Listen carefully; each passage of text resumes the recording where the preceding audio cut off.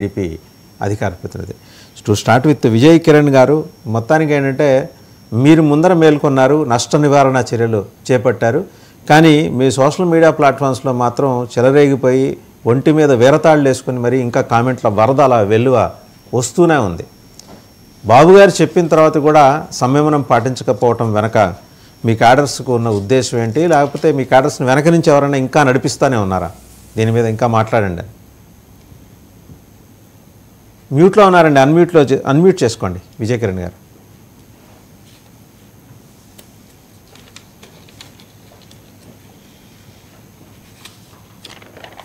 విజయ్ కిరణ్ గారు మీరు ఇంకా మ్యూట్లోనే ఉన్నట్టున్నారండి, అన్మ్యూట్ చేసుకోండి ఒకసారి. అన్మ్యూట్లోనే ఉందండి. ఓకే ఓకే రైట్, మాట్లాడండి, ఇప్పుడు వినిపిస్తుంది, మాట్లాడండి. ఓకే, ఇప్పుడు ఒక మహాసేన్ రాజేష్, అదే సరిపల్లి రాజేష్ ఒక కామెంట్ చేశాడు. ఆ కామెంట్ కంటిన్యూషన్ తెలుగుదేశం పార్టీకి సంబంధించి కూడా సీనియర్ నాయకులు, అదేవిధంగా పోలిట్ బ్యూరోలో కూడా పనిచేసిన వారు కూడా లోకేష్ గారికి సంబంధించి లోకేష్ గారికి ప్రమోషన్ ఇవ్వాలా, ఉప ముఖ్యమంత్రిని చేయాలనేటువంటి మాటలు, తద్వారా ప్రజల్లో కానీ కేడర్లో కానీ కూటమిలో ఉన్నటువంటి జన సైనికులు కూడా అందరిలో కూడా ఒక తెలియనటువంటి ఒక కన్ఫ్యూజన్ వాతావరణం క్రియేట్ అయింది. దీనికి తోడుగా మీరు చెప్పినట్టు భరత్ గారు కూడా చంద్రబాబు నాయుడు గారి ముందే అలా మాట్లాడటం, శ్రీనివాస్ రెడ్డి గారు మాట్లాడటం, ఇవన్నీ కూడా ఏంటంటే ఎన్డీఏ కూటమిలో కొంత గందరగోళ పరిస్థితి ఏర్పడేటువంటి అవకాశం ఉన్న సందర్భంలో వెంటనే అధిష్టానం కలుగు చేసుకొని ఇటువంటివి మాట్లాడకూడదు. ఎక్కడా కూడా అటువంటి ప్రతిపాదనలు ఏమన్నా ఉంటే అది ఎవరి ప్రతిపాదన అయినా సరే కూడా ఎన్డీఏ కూటమిగా నిర్ణయం ఉంటుంది తప్ప ఎవరు సొంతగా నిర్ణయాలు తీసుకోవద్దు. ఇష్టం వచ్చినట్టు మాట్లాడుతూ మీ సొంత అభిప్రాయాల్ని పార్టీ అభిప్రాయాల్లాగా ప్రజల్లో ఒక కన్ఫ్యూజన్ క్రియేట్ చేసేటువంటి పరిస్థితి నెలకొనే విధంగా మీరు ప్రవర్తించొద్దు అనేటువంటిది స్పష్టంగా చెప్పడం జరిగింది. అదేవిధంగా పబ్లిక్ ప్లాట్ఫామ్లో మాట్లాడిన వాడిని ప్రైవేట్గా దానికి సంబంధించిన క్లాస్ పీకటం జరిగింది. ఇవన్నీ కూడా జరిగినాయి.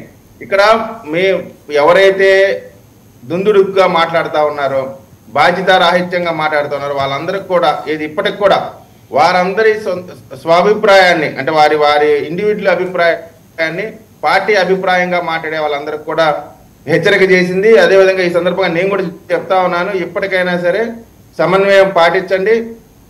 ఎన్డీఏ కూటమిలో ఉన్నాం, తెలుగుదేశం పార్టీ అధికారంలో మాత్రమే లేదు, కూటమిగా ఉన్నాం కాబట్టి కూటమి అందరినీ కూడా గౌరవించాల్సిన బాధ్యత ఉంది. అటు బీజేపీని కానీ ఇటు జనసేన కానీ, మరి ముఖ్యంగా పవన్ కళ్యాణ్ గారు ఏ విధంగా ఆయనకు సంబంధించినటువంటి సీట్ల విషయంలో కానీ రకరకాల విషయాల్లో ఏ విధంగా సహకరించారు, ఏం జరిగింది అందరికీ తెలుసు. కాబట్టి అటువంటి కన్ఫ్యూజన్ వాతావరణం క్రియేట్ చేసే విధంగా మాట్లాడకూడదు. ఇప్పటికి కూడా ఎవరన్నా సోషల్ మీడియాలో మాట్లాడుతున్నారంటే నాకు తెలిసి తెలుగుదేశం పార్టీని అభిమానించే ప్రేమించే వాళ్ళు ఎవరు మాట్లాడరు.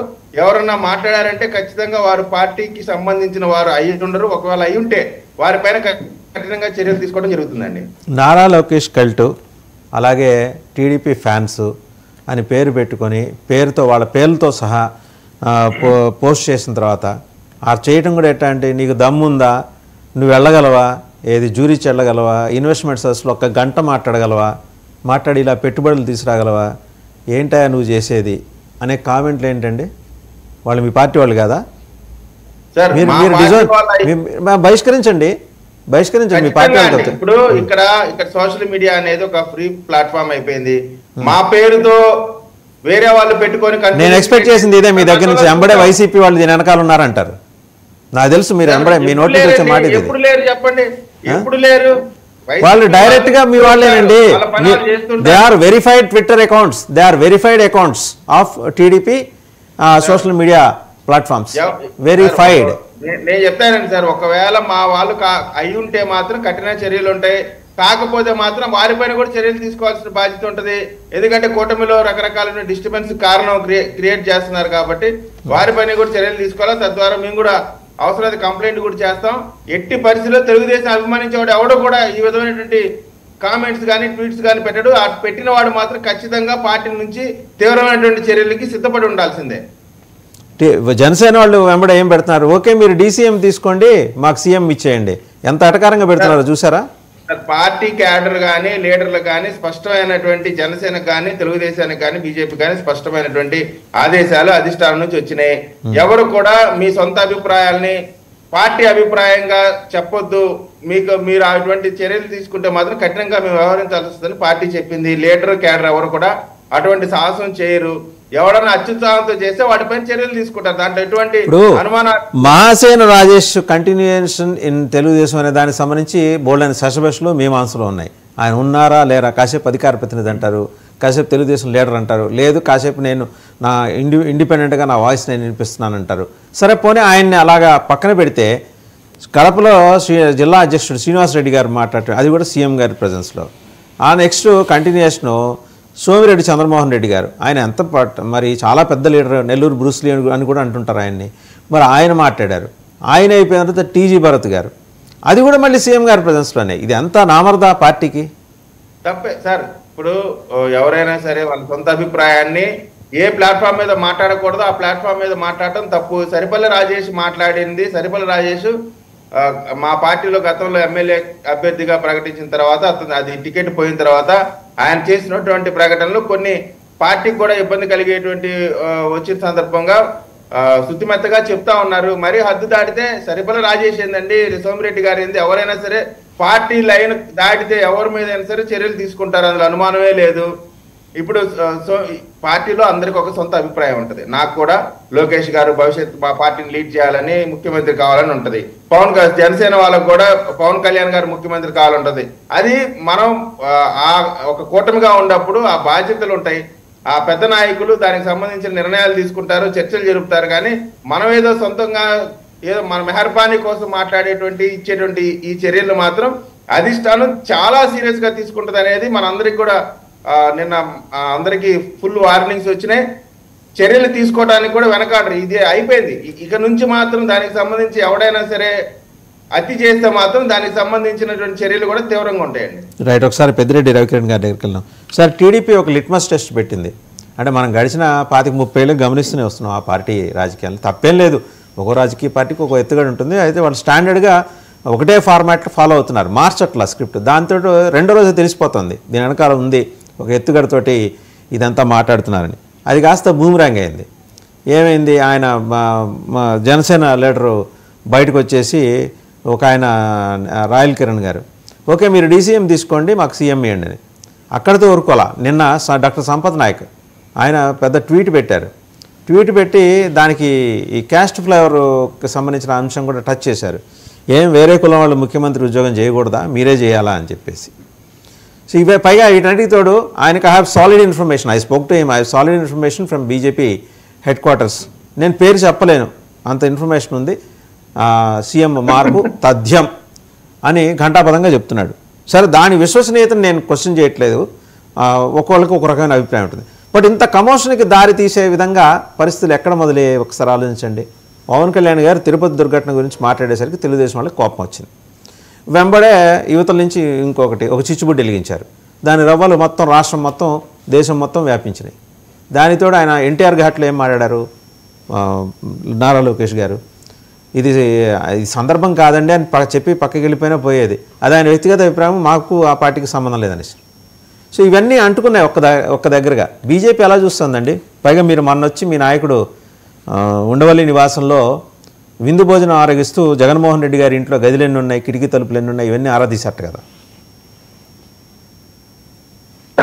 వాసుదేవన్ గారు, ముందుగా మీకు ప్యానలిస్టులకి 9 టీవీ వీక్షకులందరికీ శుభోదయం అండి. గత 10 రోజులుగా వాసుదేవన్ గారు ఎన్డీఏ కూటమి పార్టీల్లో ఉన్నటువంటి నిబద్ధతగా పనిచేస్తూ ఈ కూటమి 10 కాలాల పాటు, అదే పవన్ కళ్యాణ్ గారు 15 ఏళ్ల పాటు కలిసి ఉండాలని ఏదైతే ఆకాంక్ష వ్యక్తం చేస్తున్నారో, ఏదైతే చంద్రబాబు నాయుడు గారు 10 ఏళ్ల పాటు ముఖ్యమంత్రిగా ఆయనే ఉండాలని చెప్పి పవన్ కళ్యాణ్ ఆకాంక్ష వ్యక్తం చేస్తున్నారు. ఇటువంటి ఆలోచన విధానంతో ఉన్నటువంటి నిబద్ధత గల ఆయా పార్టీ నాయకులు, కార్యకర్తలు, అలాగే ప్రజలు ఎవరైతే ఈ కూటమికి పట్టం కట్టారో ఆ ప్రజలు కూడా ఎంతో ఆవేదన, బాధ వ్యక్తం చేశారు. కనీసం ఇప్పటికన్నా సరే, ఈ రోజు కన్నా సరే, ఈ రోజు నుండి అయినా సరే ఇటువంటికి తెరపడాలని చెప్పేసి నేనైతే వాళ్ళందరికీ విజ్ఞప్తి చేస్తున్నాను. ఇది ఆయా పార్టీల యొక్క భవిష్యత్తు గురించి కాదు, రాష్ట్ర భవిష్యత్తు దృష్ట్యా మీరు ఇటువంటి వ్యాఖ్యలు టీకప్ లో తుఫాన్గా మర్చిపోయి ముందుకు వెళ్ళవలసిన అవసరం ఉంది, రాష్ట్ర భవిష్యత్తును దృష్టిలో పెట్టుకొని. ఈరోజు వాసుదేవన్ గారు 7 మాసాల్లో మా ఎన్డీఏ ప్రభుత్వం అనేకమైనటువంటి విజయాలు, నభూతో నభవిష్య అన్నటువంటి కార్యక్రమాలతో దూసుకుపోతున్నాం. అసలు ప్రతిపక్ష పార్టీకి, వైసీపీ లాంటి పార్టీకి అయితే గొంతులో ఎలక్కాయబడినట్టుంది. ఈరోజు చూడండి, అమరావతి అడుగులు పడింది, పోలవరం పరిగెడుతుంది, విశాఖపట్నం స్టీల్ ప్లాంట్ కొనుక్కొచ్చింది, నిధులు వచ్చాయి. అలాగే ఇండస్ట్రీస్, ప్రధానమంత్రి నరేంద్ర మోడీ గారు వచ్చి 2 లక్షల పైచీలకు శంకుస్థాపన చేశారు, జాతికేతం చేశారు. సెమీ కండక్టర్ ఇండస్ట్రీస్ తో ఇది ఓర్వకల్లో ఇండస్ట్రియల్ సిటీలో సెమీ కండక్టర్ 13,000 కోట్లతో ఎంబోయ్ చేసుకున్నారు, గూగుల్ ఎంబోయ్ అయింది. అలాగే ఎలక్ట్రానిక్ వెహికల్ తయారీలు, అలాగే బల్క్ డ్రగ్ పార్క్, బీపీసీఎల్ రాబోతుంది, ఔటర్ రింగ్ రోడ్లు, అలాగే నేషనల్ హైవేలు, జాతీయ రహదారులు, ఇలాగా ముందుకు వెళ్తుంటే అసలు ఏంటి 7 మాసాల్లో ఇంత. అలాగే రాష్ట్ర ప్రజలకి, గ్రామాల్లో కూడా రైతులకి ధాన్యం కొంటే 48 గంటల్లో వారి ఖాతాలో డబ్బులు వేయటం, అలాగే గ్రామాల్లో రోడ్లు బాగుపడ్డాయి సంక్రాంతికి, అలాగే గ్రామంలో ప్రగతి జరుగుతుంది, అన్ని రకాలుగా సహకరిస్తుంటే మరి ఇవన్నీ చెప్పుకోక ఈ గొడవ ఎందుకండి? మీరు అన్నీ నేను ఒప్పుకుంటా, మీరు చెప్పండి కూడా నేను ఇంకోటి చెప్తా. అంతర్వేదికి కేంద్రం త్వరలో గుడ్ న్యూస్ చెప్పబోతోంది. డ్రెడ్జింగ్ కార్పొరేషన్ ఆఫ్ ఇండియా ఒక టెక్నికల్ స్కూల్ అక్కడ they are going to start with 1970 crores. In principle government of India has agreed for this.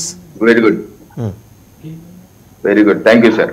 అలాగే ఎన్ఐడిఎం, ఒక జాతీయ స్థాయి విద్యా సంస్థ ఎన్ఐడిఎం, ఇలాగా అద్భుతమైనటువంటి ప్రగతి చేస్తుంటే కడివెడి ఆవు పాలలో అండి ఒక విషగులిక లేకపోతే ఒక కళ్ళుప్పు వేస్తే ఏ రకంగా తయారవుతుందో ఆ రకంగా ఈ యొక్క అంశాన్ని కూటమిలో ఉన్నటువంటి పార్టీ నేతలు అత్యుత్సాహం ప్రదర్శిస్తున్న వాళ్ళు ఒకసారి ఆత్మ విమర్శ చేసుకోవాలి. ఎవరికి మంచి చేస్తున్నారు? మీ పార్టీకి మంచి చేస్తున్నారా, రాష్ట్రానికి మంచి చేస్తున్నారా, అది మీకు మీరు మంచి చేసుకోవాలని చెప్పేసి ఈ యొక్క తాపత్రయంతో కూటమిలో అల్లకల్లోలు సృష్టించే ప్రయత్నం చేస్తున్నారు. ఒకసారి మీరు గుర్తు తెచ్చుకోండి, 2014లో కూటమి కలిసి వెళ్ళారు. పవన్ కళ్యాణ్ గారు బయట నుంచి మద్దతు ఇచ్చారు, పోటీ చేయలేదు. ఆయన ప్రభుత్వంలో బీజేపీ అలాగే టీడీపీ వచ్చారు, ఉప ముఖ్యమంత్రులుగా ఇద్దరికి ఇచ్చారు. ఆ రోజు కావాలనుకుంటే పవన్ కళ్యాణ్ గారు ఎమ్మెల్సీ, లోకేష్ గారు ఏ రూట్ లో అయితే ఎమ్మెల్సీలో మంత్రి అయ్యారో అదే రూట్ లో మరి పవన్ కళ్యాణ్ గారు ఎమ్మెల్సీ, మంత్రి, డిప్యూటీ సీఎం అయి ఉండొచ్చు కదా. ఆ రోజు బీజేపీ కూడా డిప్యూటీ సీఎం అడిగి ఉండొచ్చు కదా. అలా ఏం చేయలేదు, కలిసి వెళ్ళాం. ఆ తర్వాత ఏమైంది? కూటమిలో విచ్ఛిన్నం.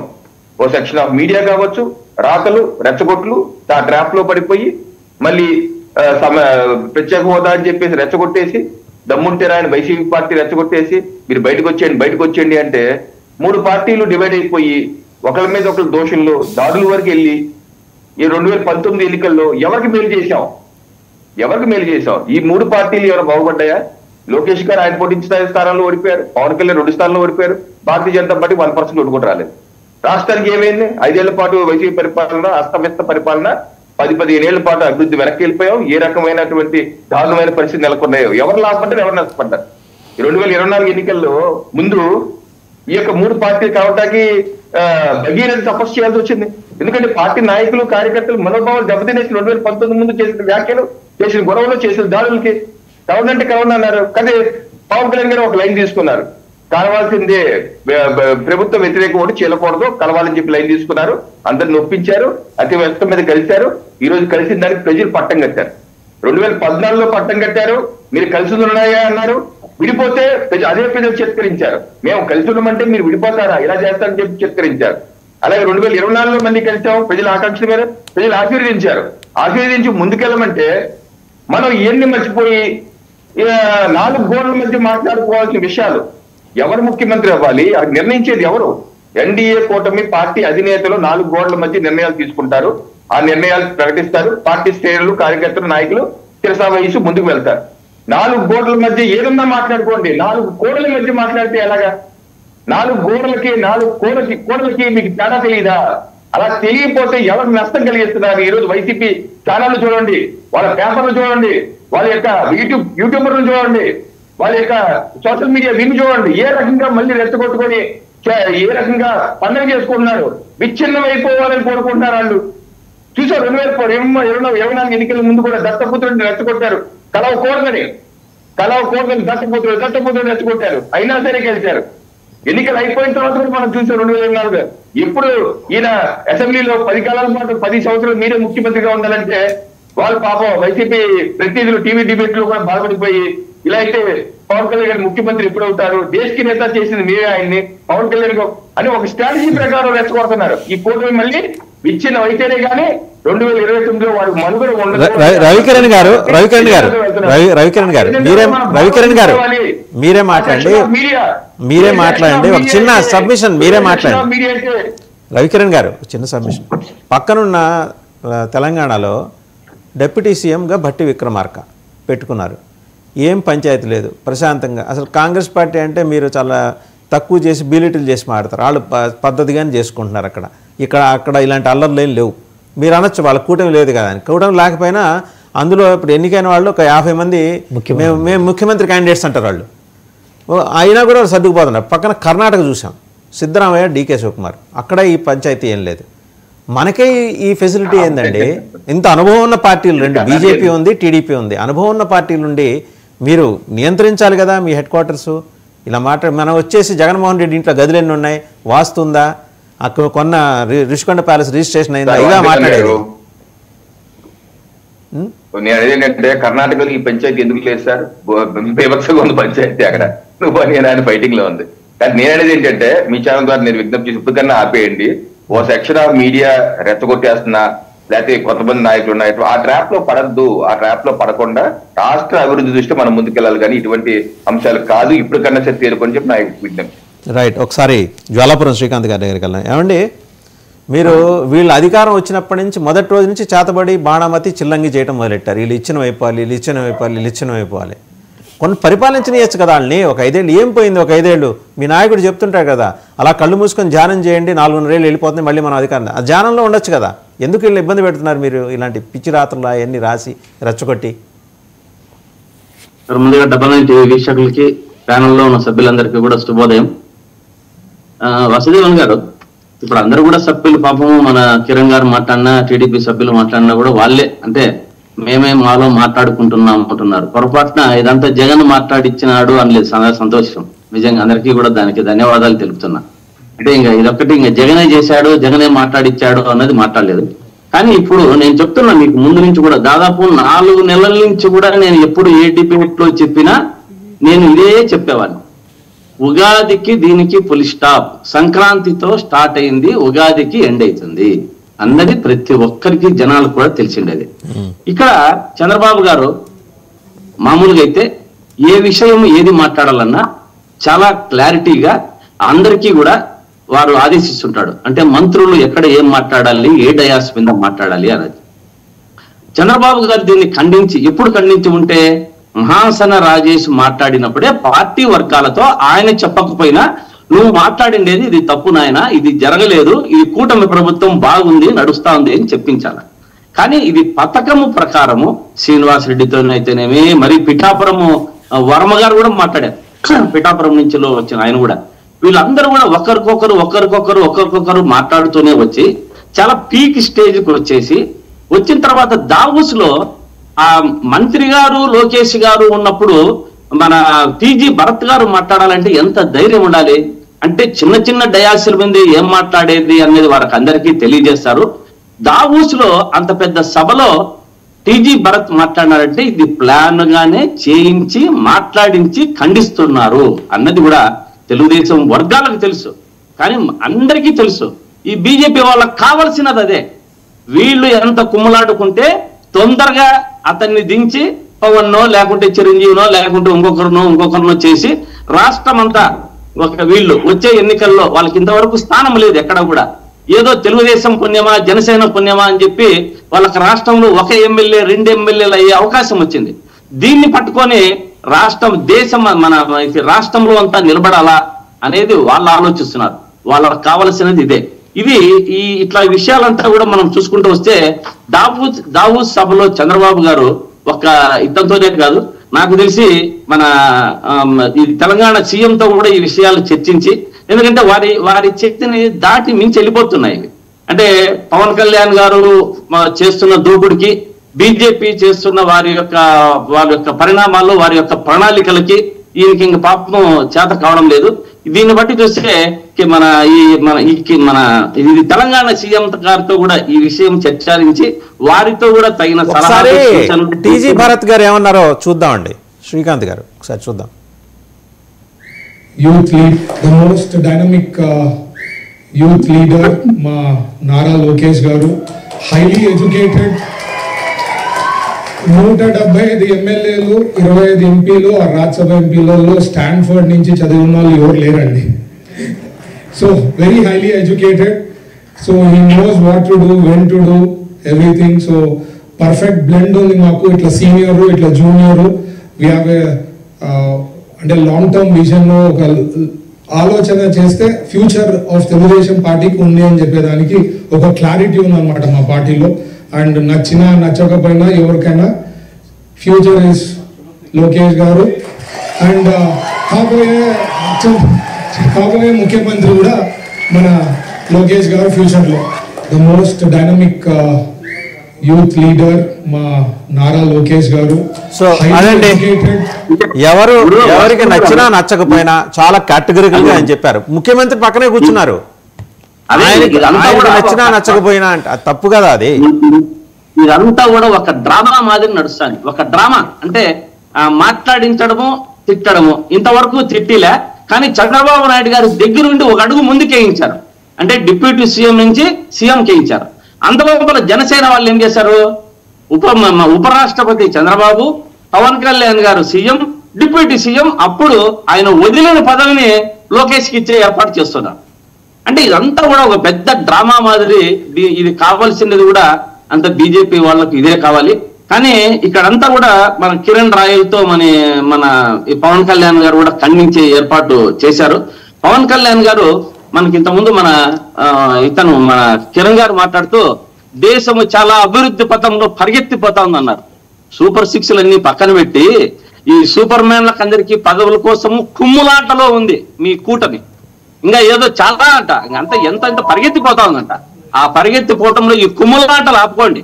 ఆ పరిగెత్తిపోతాంది బానే ఉంది. ఓరొకల్లో పవన్ కళ్యాణ్ గారి ఫ్రెండ్ కి వారి పార్ట్నర్ కి 1200 ఎకరాలు ఇచ్చే ఏర్పాటు చేశారు. ఇక్కడ స్వామీజీలకు ఇచ్చిన దాన్ని పీక్కుంటున్నారు. మీరు కూటమికి వచ్చిన తర్వాత చాలా అభివృద్ధి పట్టంలో పరిగెత్తిపోతా అనేది చాలా హాస్యాస్పదం. నిజంగా చాలా నవ్వాలో ఏడవాలో అర్థం కాలే. ఏమి చేస్తున్నారు వీళ్ళందరినీ మధ్యలో కొట్లాటలు పెట్టి, కుమ్ములాటలు పెట్టి వీళ్ళని చీల్చేస్తున్నారు అందరినీ. కానీ రషీదన్ గారు ఇక్కడ ఏమంటే లాస్ట్ కి ఇక్కడ మన చంద్రబాబు నాయుడు గారు ధృతరాష్ట్రుడు అయ్యాడు. పవన్ కళ్యాణ్ గారు లోకేష్ గారు దుర్యోధనుడు కాలేకపోయాడు. అక్కడ పవన్ కళ్యాణ్ గారు దుర్యోధనుడు అయ్యాడు, ఇక్కడ మన లోకేష్ గారు ఉత్తర కుమారుడు అయ్యే పరిస్థితి వచ్చింది. ఈ రకంగా మీ దగ్గరకు వస్తానండి. ఒకసారి కాసరగడ్డ నాగార్జున గారు మాట్లాడారు. మీరు గత చాలా రోజులు వస్తున్నా చెప్తున్నా, కుమ్మరాట స్టార్ట్ అయింది. ఇది ఉండదు. ఉగాదికి పులి స్టాప్. ఏదో మీరే ముహూర్తం పెట్టినట్టున్నారు. మళ్ళీ నాగార్జున గారు చెప్తున్నా. నేను చెప్పినది కిరణ్ గారు విన్నారు. ఇక్కడ ఉన్న ప్యానల్ సభ్యులంతా ఉంటూనే ఉన్నారు.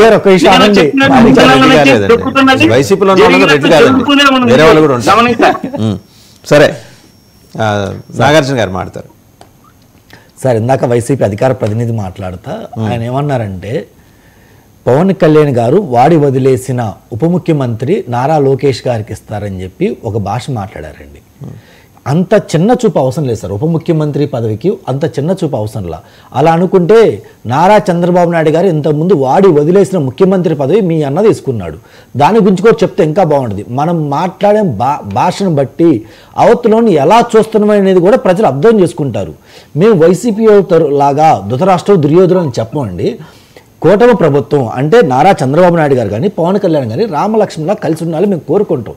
ఎందుకంటే కాంగ్రెస్ పార్టీ ఎప్పుడు చెట్టు ఎండాలని కోరుకోదు, అది మంచిగా ఉండాలని కోరుకుంటుంది. అలాగే వాళ్ళు కూటమి ప్రభుత్వం కానీ కూటమి కానీ మంచిగా ఉండాలని మేము కోరుకుంటాం. వాళ్ళు విడిపోవాలి, వాడు విడిపోయి ఎలా పడితే వాళ్ళు తిట్టుకుంటే మేము దూరం నుంచి చూస్తా అన్న వైఖరి మాకు లేదండి. కాకపోతే దీని మీద మేము స్పందించలేము. ఎందుకు స్పందించలేమంటే ఎమ్మెల్యేలు అవునన్నా కాదన్నా కూటమికి ప్రజలు ఎమ్మెల్యే ఇచ్చారు.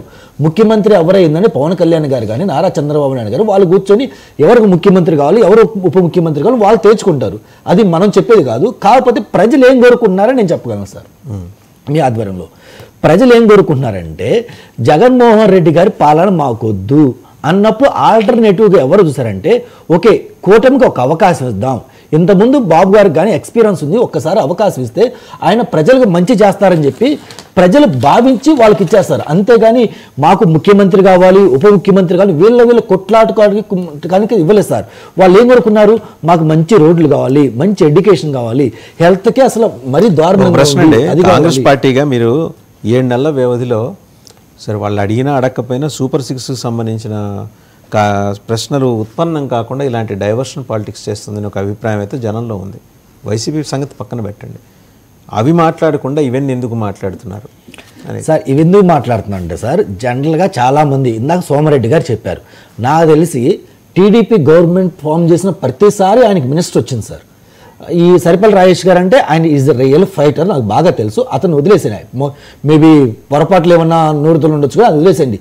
జనరల్గా చాలామంది ఇప్పుడు వచ్చి బయట ఎందుకు మాట్లాడుతున్నారంటే నిజంగా ఫైటర్స్ అనేవాళ్ళు మా నారా లోకేష్కి ఉప ముఖ్యమంత్రి కావాలి ఇంకోటి కోరుకోవట్లేదు సార్. వాళ్ళు రాష్ట్రానికి మంచి కావాలని కోరుకుంటున్నారు. మరి ఉప ముఖ్యమంత్రి కావాలి ఎవరు కోరుకుంటున్నారంటే టీడీపీ ఎవరినైతే దూరం పెట్టి మినిస్టర్ ఇవ్వలేదో, ఎవరికైతే పదవులు రాలేదో, ఎవరినైతే పట్టించుకోవట్లేదో వాళ్ళు అధిష్టానం మెప్పు అలాగైతే టీజీ భరత్ ఎందుకు మాట్లాడారు? ఆయన ఆల్రెడీ మినిస్టర్ ఫర్ ఇండస్ట్రీస్. అవును సార్, ఇంకా మెప్పు కోసం అంటే పక్కన నారా లోకేష్ గారు ఉన్నారు, అలాగే ముఖ్యమంత్రి గారు ఉన్నారు, వాళ్ళిద్దరు మెప్పు పొందడానికి ఇలాంటి ప్రయత్నాలు చేసి ఉండొచ్చు కదా సార్. మెప్పు ఎందుకంటే ఆల్రెడీ గాట్ మినిస్ట్రీ, ఇంకా మెప్పు మీద మెప్పు. ఆయన అలా పొగిడితే ఫర్దర్ గా ఆయన తీసుకెళ్లి పార్టీ నేషనల్ జనరల్ సెక్రటరీ చేయరేమో, కానీ ఆయన మినిస్టర్ అలాగే ఉండొచ్చు. ఇప్పుడు 2.5 years మళ్ళీ మినిస్టర్లు తీసేస్తానని చెప్పి అంటే రొటేషన్ చేస్తామని చెప్పి నారా చంద్రబాబు నాయుడు గారు పవన్ కళ్యాణ్ చెప్పడం జరిగింది. మేబీ నేను అనేది ఏంటంటే కాంగ్రెస్ పార్టీ తరఫున మా స్టాండ్ ఏంటంటే మీకు ప్రజలు 5 సంవత్సరాలు అవకాశం ఇచ్చారు, మీరు గొడవలు పడి మాలాంటి వాళ్ళకో లేదంటే మీరు విడిపోతే చూద్దామని వైసీపీ వాళ్ళకో ఇలాంటి వాళ్ళకి అవకాశం ఇవ్వడం దేనికి? అలా అవకాశం దేనికి? మరి చిల్లర పంచాయతీగా ఉంది సార్, పదవుల కోసం తన్నుకోవడం ఏంది? ఆ ట్వీట్లు చూసారా మీరు? ఒక ఆయన ఎవరు సాయి చౌదరి గారట, ఆయన పెట్టారు, చాలా అభ్యంతరకరమైన పదజాలం ఆయన వాడారు. సరే ఒకసారి మస్తాన్ గారి దగ్గరికి వెళ్ళాం. ఇది ఒక్కసారి సోషల్ మీడియాలో ఇందాక మీరు అన్నట్టు బ్లూటిక్ ఉన్నంత మాత్రాన అది వెరిఫైడ్ కాదు సార్. ఎందుకంటే అమౌంట్ ఇస్తే ఎవరికైనా బ్లూటిక్ అనేది ఎక్స్ అనేది వస్తుంది. సో ఇప్పుడు సోషల్ మీడియాలో పార్టీ కానీ కూటమి కానీ వీటితో మాకు సంబంధం లేదని మేము డిజోన్ చేసుకునే ఒక్క విజయ్ కిరణ్ గారు ధైర్యంగా చెప్పారు, మేము డిజోన్ చేసుకుంటున్నాం. అదేదో పార్టీ అఫీషియల్ హ్యాండ్లర్ నుంచి ట్విట్టర్ హ్యాండిల్స్ వచ్చాయి, ఏమైనా వచ్చాయి మీరు చెప్పినట్టు కలిసి లొకేషన్ చెప్పి కొన్ని హ్యాండిల్స్ వచ్చాయి, అవి వెరిఫై అన్నారు కదా. ఇప్పుడు ప్రభుత్వం వాళ్ళే ఉంది, వాళ్ళు వెరిఫై చేసి ఈ అకౌంట్ ఎవరు మెయింటైన్ చేస్తున్నారని చెప్పి వాళ్ళ రిపోర్ట్ ఇవ్వచ్చు కదా. ఇన్కేస్ వాళ్ళ కార్యకర్తలు వాళ్ళు తీసేయచ్చు కదా, పార్టీని సస్పెండ్ చేయొచ్చు కదా. విజయ్ కిరణ్ గారి వరకు క్లారిటీ ఉంది. సరే ఒకసారి మస్తాన్ రావు గారు, ముందుగా మనం చెప్పాల్సింది ఏంటంటే జనసేనకి గ్లాసు గుర్తుని అఫీషియల్గా నిన్న ఈసీ చెప్పేసింది 100% స్ట్రైకింగ్ రేట్తో వచ్చిందని. ఇక జనసేనని గేలి చేసే వాళ్ళకి చంపబెట్టు లాంటి సమాధానం. ఎందుకంటే మొన్నటి వరకు అసలు ఈ గుర్తుంటుందా, డిఫరెంట్ గుర్తుల మీద పోటీ చేయాల్సి ఉంటుంది, ఇట్లా రకరకాల ఎన్నికల ముందు జనసేనని చాలా బీలిటిల్ చేసే కార్యక్రమాలు అన్ని ఫ్రంట్స్ నుంచి జరిగినాయి. ఐ మీన్ అన్ని అనేది కోర్ట్స్లో పెట్టి మాట్లాడుతున్నా, ఏమంటారు? గుడ్ మార్నింగ్ అండి, ప్యానల్లో ఉన్న పెద్దలకు 19 మీకు. జనసేనకి సంబంధించి పార్టీని దెబ్బతీయడానికి అనేక ప్రయత్నాలు జరిగాయి. వాళ్ళ అధినేత పవన్ కళ్యాణ్ వ్యక్తిత్వాల దగ్గర నుంచి వాళ్ళ ఇంట్లో వాళ్ళ తిట్టడం దగ్గర నుంచి అన్ని అంటే ఏ విధంగా ప్రజలను ఆయన ప్రభావితం చేస్తా ఉన్నారు కాబట్టి ఆయన్ని దెబ్బతీసి తద్వారా కూటమి ఏర్పాటు చేయాలని రకరకాల ప్రయత్నాలు జరిగాయి. ఆ గ్లాస్ గుర్తుకు సంబంధించింది అయితే ఆయన పోటీ చేస్తున్న 21 నియోజకవర్గాలకు మాత్రమే ఇచ్చారు, మిగతా నియోజకవర్గాల్లో ఓట్లు చీలేందుకు గ్లాస్ గుర్తు కేటాయించాలని కొంతమంది అభ్యర్థులు నిలబెట్టి చాలా ప్రయత్నాలు చేశారు. అయితే సాంకేతికంగా ఆయన అనూహ్యంగా 21 పోటీ చేసిన 21 స్థానాల్లో గెలవటం, ఏదైతే ఎన్నికల కమిషన్ నిబంధనలకు అనుగుణంగా పర్సంటేజ్ ఆఫ్ ఓట్లు ఉన్నాయో అవి సాధించడం, ఆయన నాయకత్వాన్ని ప్రూవ్ చేసుకోవడం ద్వారా ఇప్పుడు ఆ సమస్య కూడా జనసేనకి తొలగిపోయిందని నేను అంటాను. ఇక మీరు చెప్పిన ఈ డిప్యూటీ సీఎం ఇవన్నీ కూడా నేనేమంటానంటే కూటమి ప్రభుత్వం ఏర్పడినప్పుడు గత వైఎస్ఆర్సీపీ ప్రభుత్వంలో ఎస్సీ ఎస్టీ బీసీ మైనారిటీ కాపు 5గురికి డిప్యూటీ సీఎంలు ఇచ్చారు. ఆ డిప్యూటీ సీఎంలు పేరుకి మాత్రమే పక్కన ఉంటారు తప్పితే వాళ్ళకి అధికారం అంటే ఇప్పటికి కూడా పవన్ కళ్యాణ్ గారి పైన కూడా దానికి ప్రత్యేకమైన అధికారాలు ఉండవు ఆయన చేసే పనిని బట్టి. ఆయన కూటమి ప్రభుత్వంలో తీసుకురావడంలో కీలక పాత్ర వహించడం. ఎందుకంటే తెలుగుదేశం ఆత్మరక్షణ ధోరణిలో పడినప్పుడు ఆయన వెళ్ళి స్వయంగా జైల్లో ఉన్న చంద్రబాబుని కలిసి ఆయనకి అండగా ఉంటామని చెప్పి బయటకు వచ్చి బీజేపీని కూడా మేము ఈ కూటమిలోకి తీసుకొస్తానని వాళ్ళని సంప్రదించకుండానే ఏకపక్షంగా సాహసోపేతంగా ప్రకటించడం, నిరాశ నిస్పృహల్లో ఉన్న తెలుగుదేశం పార్టీ కార్యకర్తలు కూడా ఆ రోజు జీవం పోసుకున్న పరిస్థితి కూడా ఉంది. దానిలో ఎవరు కాదనలేని సత్యం.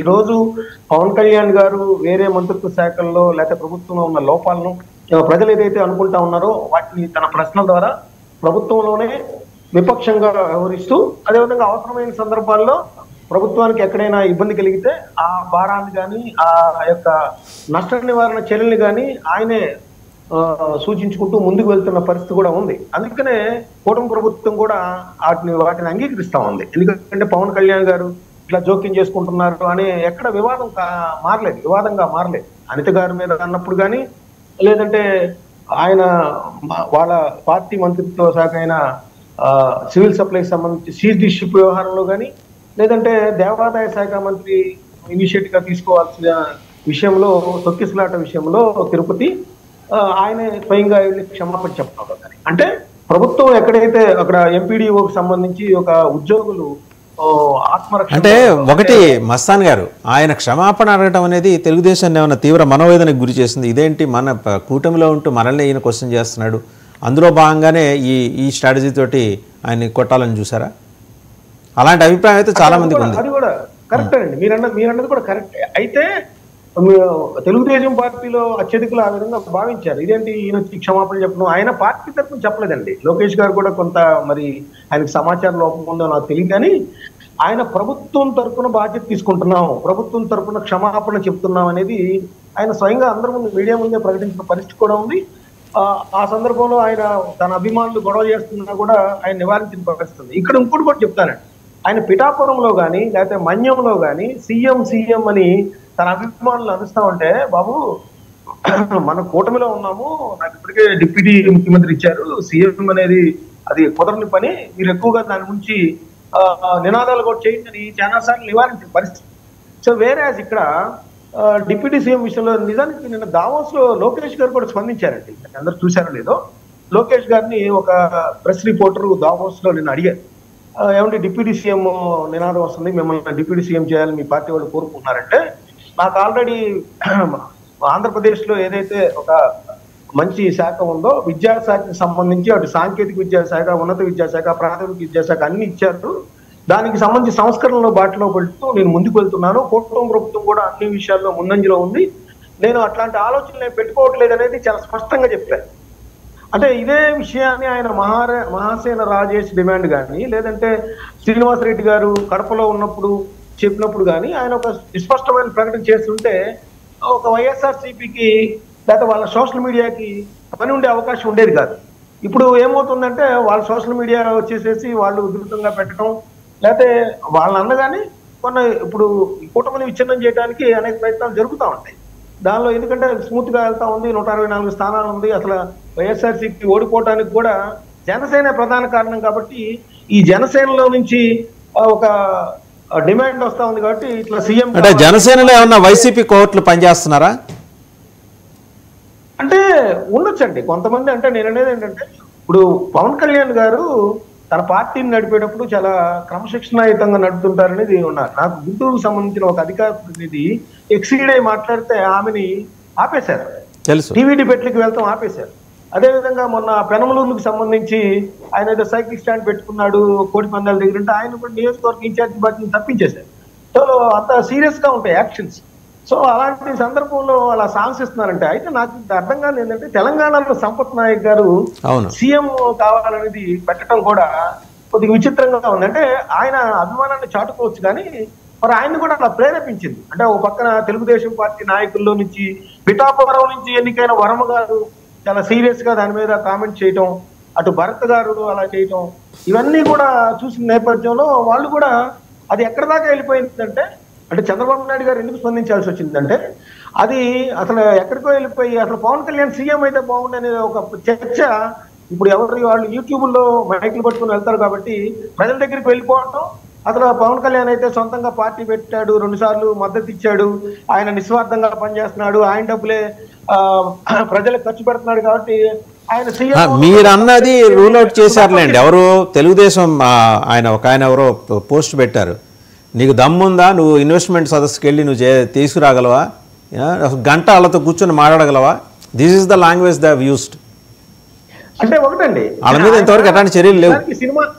సినిమా నటుడుగా ఆయనకేం తెలియదు, ఆయన ఏదో 4 సినిమాలు తీసుకుంటాడు, అప్పుడప్పుడు వచ్చి వెళ్తాడు అనే ఒక దానిలో నుంచి ఆయన పంచాయతీరాజ్ శాఖకి సంబంధించి చేసిన తీసుకువచ్చిన పనులు కావచ్చు, లేదంటే అటవీ శాఖకి సంబంధించి ఎర్రచందనం అక్రమ రవాణానికి అరికట్టడంలో కావచ్చు, పర్యావరణ విషయంలో కొన్ని ఫ్యాక్టరీలు ఏదైతే నిబంధనలు ఉల్లంఘిస్తుంటే ప్రజల తరఫున వాటికి మూసివేయించిన విధానం కావచ్చు, లేదంటే మన మాఫియా రేషన్ మాఫియాకి సంబంధించి ప్రజల్లో ఒక బహిరంగ చర్చకి దారితీసింది వాళ్ళ అక్రమార్కుల్ని పట్టుకోవడంలో కావచ్చు.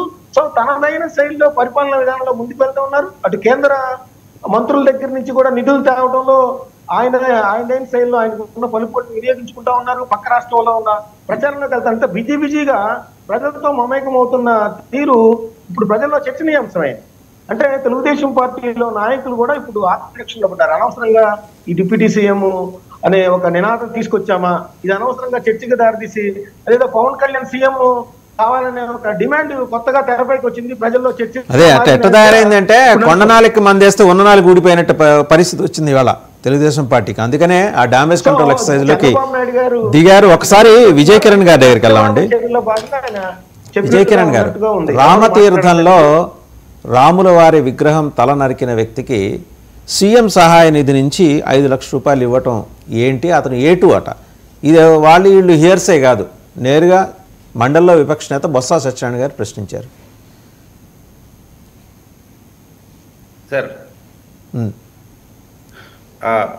సీఎం రిలీఫ్ ఫండ్ ఇచ్చారంటారా? అవును, సీఎం రిలీఫ్ ఫండ్ నుంచి ఏటుగా ఉన్నవాడికి రామతీర్థం విగ్రహం తల నరికిన కేసులో అప్పట్లో వైసీపీ ప్రభుత్వంలో చాలామంది పిచ్చోళ్ళు ఆలయాల మీద దాడులు చేసి ధ్వంసం చేసి రథాలు తగలబెట్టి విగ్రహాలు ఎత్తుకుపోయి ఇలా రకరకాలు చేశారు కదా. అందులో వీళ్ళు పోలీసులు పిచ్చివాడిగా ముద్రేసిన ఒక ఏటూకి సీఎం రిలీఫ్ ఫండ్ నుంచి 5 లక్షల రూపాయలు సహాయం అందించారు. అది కూడా అశోక్ గజపతి రాజు గారి చేతుల మీదుగానే, ఆలయ ధర్మకర్త అశోక్ గజపతి రాజు గారే ఆయన చేతుల మీదుగానే ఇప్పించారు. ఏమైందండి ఆయనకి, ఏం ప్రాబ్లం వచ్చింది సీఎం రిలీఫ్ ఫండ్ నుంచి? సార్ బ్యూటీ ఆఫ్ డెమోక్రసీ ఏంటంటే కసబ్ లాంటి తీవ్రవాదికి కూడా న్యాయపరంగా రావాల్సినటువంటి అన్ని సదుపాయాలు కల్పించిన మహోన్నతమైనటువంటి డెమోక్రసీ ఉన్న దేశం మన దేశం. We are very proud of our constitution and our democracy. కాబట్టి చట్ట ప్రకారం అతనేదో అనారోగ్యం గురయ్యి దాని ద్వారా సీఎం రిలీఫ్ ఫండ్ తెచ్చుకున్నారు. అది అంటే ఇప్పుడు దాన్ని ఏదో కోడిగుడ్డు మీద ఏకలు పీకినట్టే తప్ప దాన్ని ఏం పెద్ద అంత సీరియస్ గా తీసుకోవాల్సిన అవసరం లేదనేది నా అభిప్రాయం. ఒకటి. రెండోది, 1000 రూపాయలు పెన్షన్ పెంచడం చేత కాక 250, 255 సంవత్సరాలు పెంచిన వాళ్ళు కూడా ఈ రోజున మా పథకాల గురించి మాట్లాడటం కూడా వారికి అసలు నైతికత కూడా లేదు. వాళ్ళు అసలు మా అభివృద్ధి సంక్షేమ కార్యక్రమాల గురించి నా ప్రశ్న, మీ ఔదార్యం గురించి నేనేం క్వశ్చన్ చేయట్లేదండి. ఆ రోజు అతన్ని పిచ్చోడిగా బ్రాండ్ చేసిన పోలీసులు తర్వాత దాన్ని మీరు ఆ రోజు నిలదీశారు, నిందితులను పట్టుకోరా, అరెస్ట్ చేయరా అని. ఇవాళ మేము అరెస్ట్ చేయటం ఏంటి? వాళ్ళకి కావాల్సిన సహాయ నిధి నుంచి మేము డబ్బులు మంజూరు చేస్తాం. అది కూడా ఆ నియోజకవర్గాన్ని చెందిన ఆలయ ధర్మకర్త, వంశపారంపర్య ధర్మకర్త అశోక్ గజపతిరాజు గారు. మీరు ఇవ్వండి, ఆయనకు అనారోగ్యంగా ఉంటే ఇవ్వండి, బట్ చెప్పి ఇవ్వండి. సార్ ఇప్పుడు మీ హృదయ విషయాలను చాటుకోవటానికి ఇంకా చాలా ఉన్నాయి, ఇదొక్కటే కాదు, ఇంకా చాలా ఉన్నాయి. రథం కాలిపోతే ఏమైంది మళ్ళీ ఒక 4 లక్షలు 5 లక్షలు అవుతుంది, 10 లక్షలు. అందుకని వాళ్ళకి కావాల్సినంత కడుపు నిండా పెట్టారు కదా జనం. కడుపు నిండా పెట్టి 11కి దించారు. వాళ్ళు అలాంటి మాటలు పిచ్చి మాటలు మాట్లాడబట్టి 11కి దిగారు. అది కాదు, ఇక్కడ వాడు అనారోగ్యం పాలయ్యాడు, దాన్ని డ్యూ ప్రాసెస్ లో సీఎం రిలీఫ్ అనుకున్న దానికి ఆ ప్రభుత్వం ఏదో తప్పు చేసినట్టు మాట్లాడడం అనేది కరెక్ట్ కాదు. ఒకటి. రెండోది, మస్తాన్ రావు గారు కూడా ఇందాక చెప్పారు, తెలుగుదేశం పార్టీ నిరాశ నిస్పృహల్లో ఉన్నప్పుడు ఏదో పవన్ మేము చంద్రబాబు నాయుడు గారు అరెస్ట్ అయినప్పుడు అందరం కూడా చాలా బాధలో ఉన్నాం. ఆ సందర్భంగా పవన్ కళ్యాణ్ గారు వాలంటరీగా వచ్చి కూటమి కట్టబోతా ఉన్నాం, ఖచ్చితంగా ఈ ప్రభుత్వాన్ని దించి తీరుతా ఉన్నందుకు తెలుగుదేశం పార్టీ మొత్తం కూడా పవన్ కళ్యాణ్ గారికి కృతజ్ఞతలు చెప్పాం. ఆయన అంటే మాకు ఎనలేని గౌరవం ఉంది. పవన్ కళ్యాణ్ గారిని ఎక్కడా కూడా ఎవరు కూడా తక్కువ చేయడం, తక్కువ చేసిన ఎవడు కూడా తెలుగుదేశం పార్టీ వాడు కాదు. ఇప్పుడు ఆ నిరాశ నిస్పృహల్లో కాకుండా మేము బాధలో ఉన్నాము. మా సార్ ఒకటి జనసేన పార్టీ ఒక రాజకీయ పార్టీ, తెలుగుదేశం పార్టీ ఒక రాజకీయ పార్టీ, ఎవరి విధానాలు వాళ్ళకుంటాయి. అయితే కూటమిగా ఉన్నప్పుడు అందరూ ఒకరినొకరు గౌరవించుకోవాలా. రెండోది సరిపల్లి రాజేష్ కి సంబంధించి మస్తన్ రావు గారు చెప్పారు, డిమాండ్ చేశాడు. డిమాండ్ చేయడానికి సరిపల్లి రాజేష్ అవడండి డిమాండ్ చేయలేవా? అతని అభిప్రాయం అతను సంపత్ నాయక్ అండి, సంపత్ నాయక్ చెప్పింది వేరన్నా. ఇప్పుడు అతను అధికార ప్రతినిధిగా ఇచ్చాము, అతని ప్రవర్తన చూసి నెక్స్ట్ ఏం చేయాలో ఖచ్చితంగా అధిష్టానం ఆ నిర్ణయం తీసుకుంటది. సంపత్ నాయక్ ఆయన ఊహాజనితమైనటువంటి ఒక స్టోరీ ఎక్స్ లో చెప్పాడు. ఆయన ఊహాజనితమైన స్టోరీలకి జరగబోయే వాటికి లేదు. పవన్ కళ్యాణ్ గారే స్వయంగా చెప్పారు 10 సంవత్సరాల పాటు చంద్రబాబు నాయుడు గారు ముఖ్యమంత్రిగా ఉండాలని, ఆ దిశగానే ఉండాలా. ఈ నష్టపోయిన రాష్ట్రానికి ఆయన నాయకత్వం అవసరం అని చెప్తా ఉన్నారు. ఎవరైనా సరే ఉప ముఖ్యమంత్రి సంబంధించిన వ్యాఖ్యానాలు ఎవడు చేసినా సరే వాడి మీద తీవ్రమైన చర్యలు అధిష్టానం తీసుకుంది. అది మీరు చూస్తారు. భరత్ కూడా చెప్పింది ఇప్పుడో రేపు అనేది కాదు. భరత్ చెప్పింది కూడా ఫ్యూచర్ లో తెలుగుదేశం పార్టీగా లోకేష్ గారు ముఖ్యమంత్రి కావాలని. లోకేష్ గారు ముఖ్యమంత్రి కావాలని మీరు అక్కడికి వెళ్ళింది ఎందుకు సార్? నేను ఒక మాట అడుగుతున్నా, మీరు అక్కడికి వెళ్ళింది ఎందుకు? పెట్టుబడుల గురించి. పక్కన తెలంగాణ ముఖ్యమంత్రి వెళ్ళారు, ఉప ముఖ్యమంత్రి ఆయన శ్రీధరబాబు గారు కూడా వెళ్ళారు. వాళ్ళు ఇలాంటి మాటలేం మాట్లాడలేదా? వెళ్ళిన పని చూసుకొని రావచ్చు కదా సార్. అక్కడ వెళ్ళిన పని చూసుకొని రావచ్చు కదా సార్. అక్కడ ఉన్నటువంటి తెలుగుదేశం పార్టీ అభిమానులతో జరిగిన మీటింగ్ అది. ఆ మీటింగ్ లో ఏం మాట్లాడాలి అక్కడ? మనం ఇక్కడ పెట్టుబడుల గురించి మాట్లాడుకోవడానికి వచ్చామండి.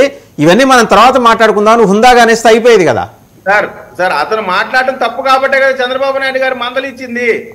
నీ అనేది వ్యక్తిగత అభిప్రాయం. ఇందాక రవికిరణ్ గారు చెప్పారు 4 గోడల మధ్య మాట్లాడని 4 గోడల్లో మాట్లాడుతున్నారు తప్పు అని.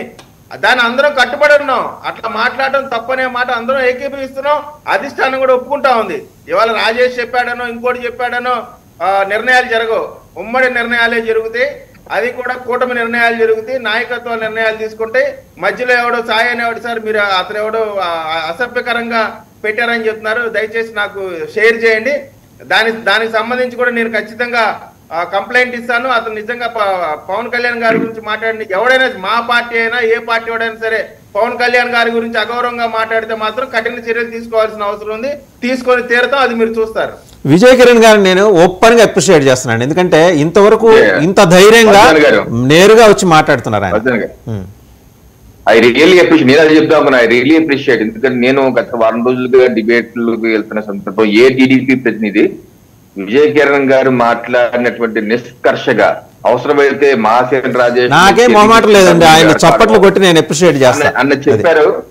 ఐ రియల్లీ అప్రిషియేట్ అండి. ఎందుకంటే నేను ఆయన రాజేష్ గారు మాట్లాడుతున్నప్పటి నుంచి నేను కూడా ఎంతో ఆవేదన చెందాను. ఎందుకు ఇటువంటి వ్యక్తి అసలు ఆయన ఏంటో నాకు తెలియదు. ఫస్ట్ ఆయన టీడీపీ ప్రతినిధి, అధికార ప్రతినిధి, అది ఏ హోదా ఉందో నాకు తెలియదు. ఆయన ఇంటర్వ్యూలో మాట్లాడుతూ అసలు నేను ఏ టీడీపీ నాయకులతో మాట్లాడను, నా గ్రామంలో నేను ఒక్కనే ఉంటాను, అందరితో దూరంగా ఉంటానని మాట్లాడుతాను ఓపెన్ గా టీవీల్లో. మరి అలాంటి మాట్లాడే వ్యక్తి ఏ వేదికలో వచ్చేసి ఇటువంటి స్టేట్మెంట్ మాట్లాడుతుంటే పార్టీ ఎందుకు చర్యలు తీసుకోవట్లేదు? ఎందుకంటే మాలాంటి పార్టీ అది మాట్లాడడం అనుకోండి ఇమీడియట్ గా సస్పెండ్ అయిపోతాం, అధికార ప్రతినిధి తీసేస్తారు. అటువంటి చర్య ఎందుకు తీసుకోవట్లేదు టీడీపీ అని కూడా నేను వ్యక్తిగతంగా అనుకున్నాను. అటువంటిది విజయ్ కిరణ్ గారు చాలా స్పష్టంగా ఇటువంటి స్పిరిట్ కావాలి. I appreciate the spirit.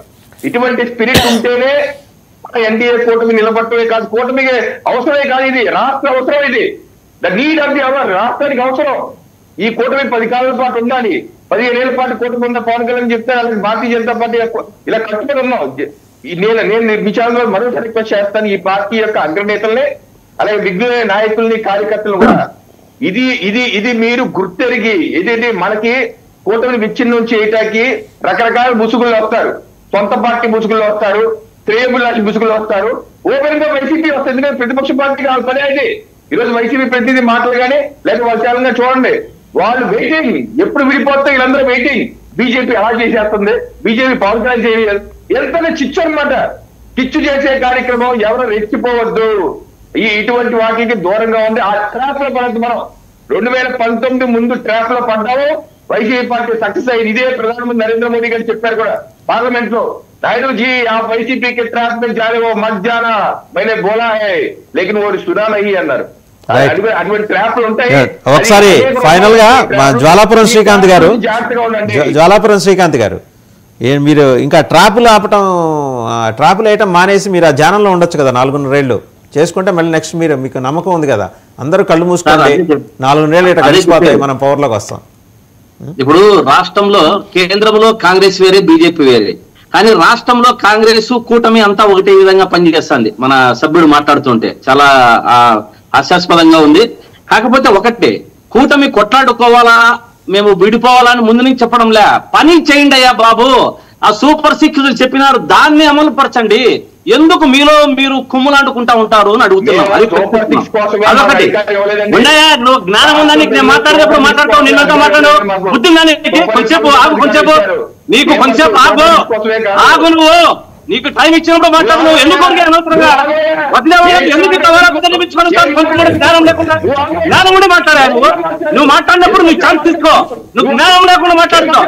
జ్ఞానం లేదు నీకు. నువ్వు నాకు మాట్లాడినప్పుడు నీకు ఇది లేదు. నీకు నేను నాకు టైం ఇచ్చినప్పుడు నువ్వు మాట్లాడుతున్నా అవసరం ఉందా నీకు? కొంచెమంది బుద్ధి ఉందా నీకు? కొంచెమంది సభ్యతగా ప్రవర్తించు. నేను మాట్లాడినప్పుడు నువ్వు గమనుండు. నువ్వు మాట్లాడినప్పుడు ఏమన్నా మాట్లాడేనా? నువ్వు మాట్లాడినప్పుడు ఏమన్నా మాట్లాడేనా? కొంచెం కూడా తెలుగు లేకుండా మాట్లాడుతున్నావు. తెలుగు లేదు కొంచెం కూడా. శ్రీకాంత్ గారు మీరు మాట్లాడండి. శ్రీకాంత్ గారు టైం కూడా అయిపోతుంది. సార్ రవికిరణ్ గారు మీరు ఆగండి. రవికిరణ్ గారు ఎందుకంటే మధ్యలో వస్తాడు. రవికిరణ్ గారు మీరు ఆగండి. ఆయన లెట్ కంక్లూడ్. టైం కూడా అయిపోతుంది. శ్రీకాంత్ గారు మీరు please confine to the subject. Srikanth గారు నువ్వు మాట్లాడినప్పుడు నేను మాట్లాడినా సభ్యత సంస్కారం నేర్చుకో. జ్ఞానం ఉండి మాట్లాడు. అవకాశం ఇచ్చినప్పుడు మాట్లాడు. అనవసరంగా మాట్లాడొద్దు. అవకాశం ఇచ్చినప్పుడు మాట్లాడు.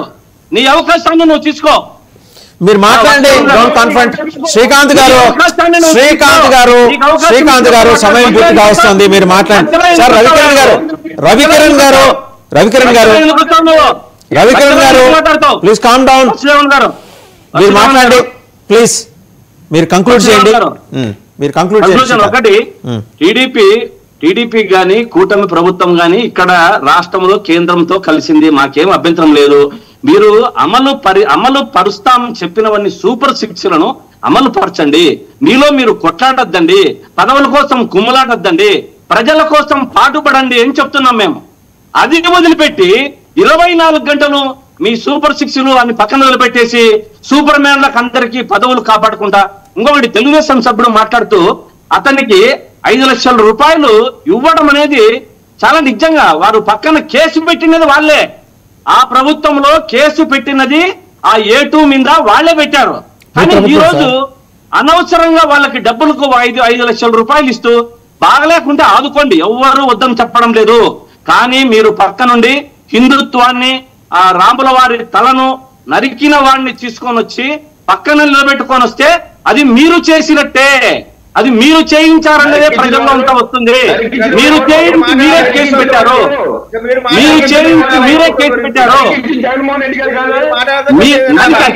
నరికిస్తే జగన్మోహన్ రెడ్డి అయితే పక్కన పెట్టుకుని 5 లక్షలు ఇస్తావా? 5 లక్షలు ఎక్కిస్తావు. 5 లక్షలు నువ్వు ఎక్కిస్తావు. 5 లక్షలు నువ్వు ఎక్కిస్తావు. 5 లక్షలు నరికిన వాడిని కేసు పెట్టి లోపలేయకుండా, నరికిన వాడిని నరికినట్టు లోపలేయకుండా పక్కన నిలబెట్టుకొని సిగ్గు లేకుండా 5 లక్షల రూపాయలు ఇస్తారా? మాట్లాడమంటే హిందుత్వం గురించి మాట్లాడే బీజేపీ కూడా తయారైపోయింది. హిందుత్వం గురించి మీరు బయటికి మాట్లాడటమే తప్ప లోపల మీరు చేసేది కూడా కుళ్ళు కుతంత్రాలతో, కుతోద్యాలతో మీరు కూడా పనిచేస్తున్నారు. బీజేపీ కూడా చిత్తశుద్ధి లేదు. హిందుత్వం మీద బీజేపీకి చిత్తశుద్ధి లేదు అని చెప్తున్నా నేను. అక్కడే